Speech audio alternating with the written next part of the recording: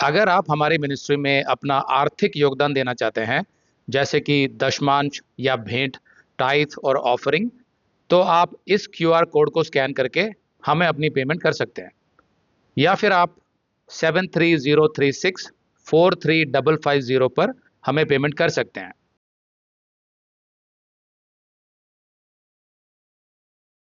यीशु मसीह के नाम से हमारे सभी भाई बहनों का अभिनंदन। आज हमारे साथ एक भाई हैं, इनका नाम स्वराज है, और ये एक बहुत ही इंपॉर्टेंट टॉपिक पे काउंसलिंग लेना चाहते हैं। तो ये विदेश में रहते हैं, और जो टॉपिक है उसको इंग्लिश में बोलते हैं प्री नप्शल एग्रीमेंट। हिंदी में मैं उसको ट्रांसलेट करूंगा तो कुछ ऐसा हो जाएगा कि शादी से पहले दूल्हा और दुल्हन के बीच में किया गया एग्रीमेंट।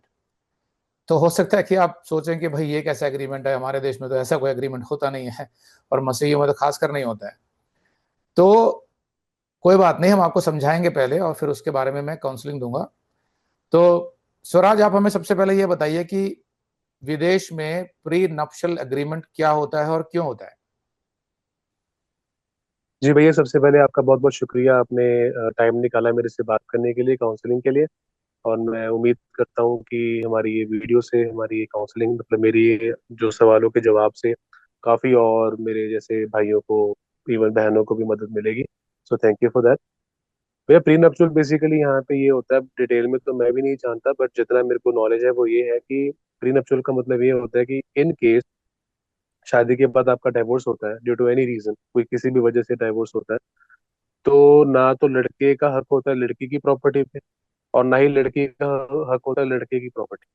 ये बेसिकली प्री नप्शुअल का जो बेस है वो ये है। और इसका कारण जो ये क्यों एक्सेसनेस, ये क्यों ज्यादा चल रहा है या फिर ज्यादा है, वो इसलिए मुझे लगता है क्योंकि जो हमारे देश के कानून है या फिर किसी भी देश के कानून है, उसमें थोड़ा सा पक्षपात लगता है लड़कियों की तरफ। इस वजह से ये जो अग्रीमेंट है ये एग्जिस्टेंस में आया है, पहले नहीं था, ये रिसेंट ही चीज है, जितना मुझे पता है। ओके, तो आप बेसिकली ये कह रहे हैं कि कानून जो है वो थोड़ा सा स्त्रियों की तरफ, लड़कियों की तरफ झुका हुआ है, जिसकी वजह से जी शादी के बाद पुरुषों को दिक्कत आ सकती है।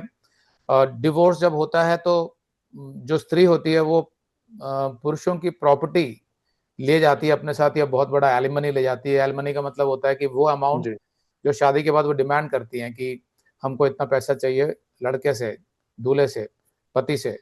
तो उसकी वजह से पति जो होते हैं वो बहुत दिक्कत में आ जाते हैं, क्योंकि उनकी जिंदगी भर की कमाई कभी कभी चली जाती है पूरी।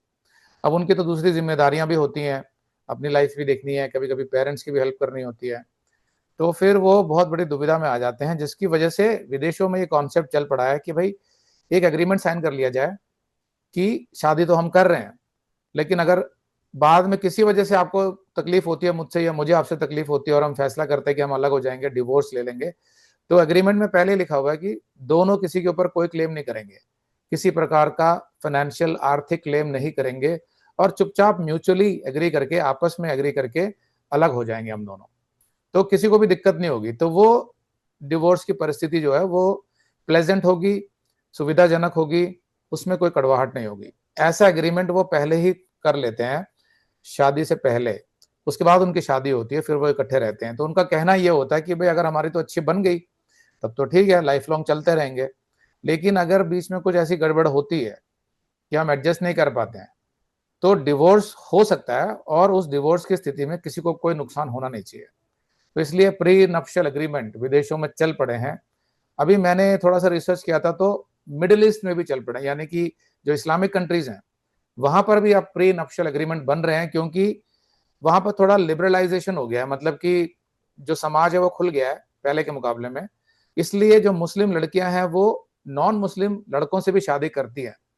तो वो जो लड़के होते हैं वो भी चाहते हैं कि प्री नप्शल एग्रीमेंट बने। तो ऐसी कुछ व्यवस्था उनके समाज में चल रही है, लेकिन भारत में अभी इस तरह की व्यवस्था का इतना चलन नहीं है। हो सकता है कि धीरे धीरे आगे जाके आ जाए, पर हमारी जो परिस्थिति है वो ना विदेश की है ना देश की है।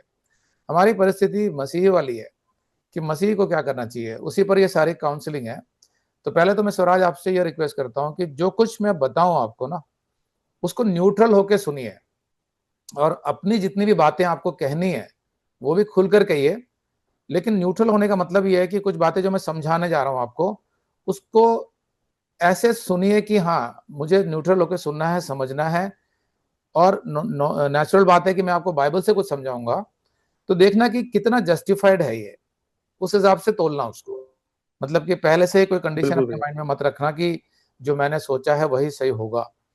तो पहली बात तो ये है कि आपके मन में ये जरूरत क्यों लग रही है कि मुझे प्री नप्शियल एग्रीमेंट करना है? ऐसी क्या बात हुई आपके लाइफ में, या कोई एक्सपीरियंस किसी और का देखा हो आपने, जिसकी वजह से आपको ऐसा लग रहा है? जोसेफ भैया, दो तीन रीजंस हैं, और इसमें बाइबल भी एक रीजन है। मैं इसको आपको थोड़ा एक्सप्लेन करूंगा, थोड़ा समझाना, थोड़ा डिटेल में बताना चाहूंगा। एक तो जैसे आपने खुद ही मेंशन कर दिया है कि एक्सपीरियंसेस देखे होंगे, वो मैंने देखे हैं। अभी जहाँ मैं रहता हूँ उस देश में आके, यहाँ के वर्क परमिट्स लेने, मतलब कि परमिशन लेनी यहाँ पे रहने के लिए, वो सब मतलब बेसिकली वो एक नाइटमेयर है, बहुत दुविधाजनक वो एक प्रोसेस होता है जिससे मैं गुजर रहा हूँ। और विद गॉड्स ग्रेस, परमेश्वर की मदद से मैं वो प्रोसेस कंप्लीट होने वाला है मेरा।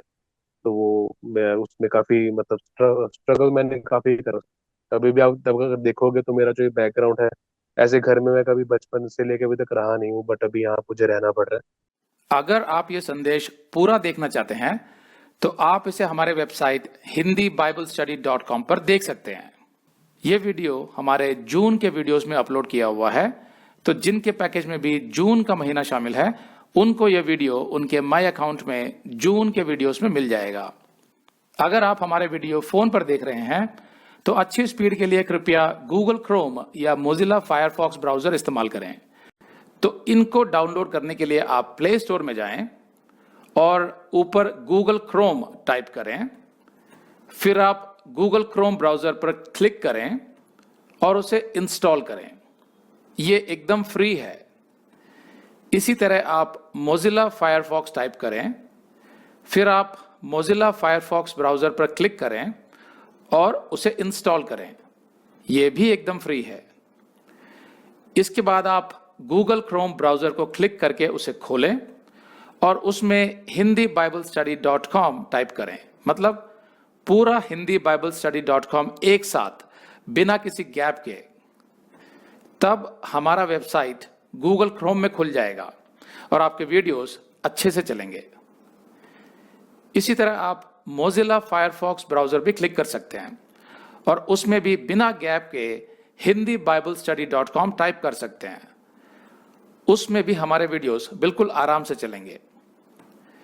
इसके अलावा अगर आप चाहें तो बेहतर स्पीड के लिए आप वीडियो के नीचे बने प्ले बार पर सेटिंग्स का चिन्ह दबाकर 240p 240p सेलेक्ट कर सकते हैं, जिससे आपका बहुत ही कम डेटा खर्च होगा। 240 सेलेक्ट करने के बाद आप वीडियो के बाहर कहीं भी क्लिक कर दीजिए, फिर वीडियो को पीछे ले जाकर शुरू से देखिए।